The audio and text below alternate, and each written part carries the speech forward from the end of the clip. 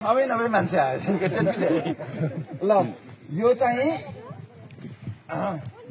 विद्यालयको प्रधानाध्यापक सबै विद्यालयको प्रधानाध्यापक यहाँ हुनुहुन्छ हैन। विद्यालयको प्रधानाध्यापकलाई लाग्यो कि यो विद्यालयको लिडर म हो, यसको नेतृत्व मैले गर्नुपर्छ। विद्यालयको प्रधानाध्यापकले देखेको सपनाले विद्यालयले असर पार्छ भनेर बिहान दिउँसो बेलुका राति उहाँ यति मेहनत गर्न थाल्नुभयो कि मेहनत गरे हुनुहुन्छ। ताली बजाउनुहोस् त यसरी एकदेव अम्लाले। आवाजै आउँदैन।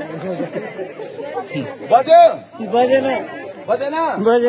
ल अब विद्यालयको प्र लागे पछाडि व्यवस्थापन समितिको अध्यक्षलाई पनि माया लाग्यो। बिचरा प्र लागे हुनुहुन्छ, रातभरि ओइठनुहुन्छ अरे, ड्युटीले डिभोर्स दिन्छु भनिसके अरे, सबै सुन्नु भएको छ। अब उहाँलाई के लाग्यो भने म त जनताको प्रतिनिधि हो, अभिभावकको प्रतिनिधि हो नि त, म राजनीति गर्न स्कुल छिरेको हो त हो, दलको कोटाबाट आए तापनि होइन नि त। म त व्यवस्थापन गर्नको लागि विद्यालयको व्यवस्थापकीय पाटोमा चाहिँ प्रहलाई प्रशासनलाई सहयोग गर्नको लागि आएको भन्ने लाग्यो। उहाँ पनि लाग्न थाल्नुभयो। दुईजना हुनुभयो। अब बजाउनुहोस् त। अलिअलि आवाज आयो।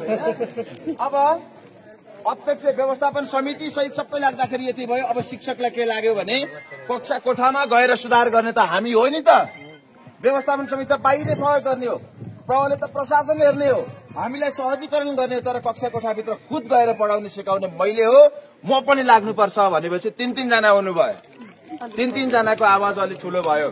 शिक्षक पनि लाग्नु भएको छ। राम्रा कथा कहानी गेम खेलकुद यति रोमाञ्चक ढंगले तयारी गरेर शैक्षिक सामग्री लिएर पढाउन थाल्नुभयो कि विद्यार्थीलाई पढाउन खुब मजा आयो। अब पढ्न मजा लाग्न थाल्यो, गृह कार्य गर्न थाले, अनुशासित हुन थाले। अब बच्चा पनि लागेपछि 4 वटाको ताली बजाइदिनुहोस् त।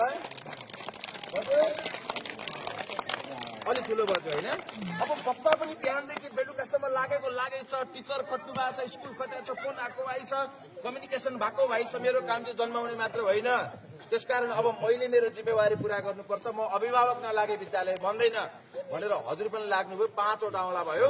5 वटा औँला साहित्य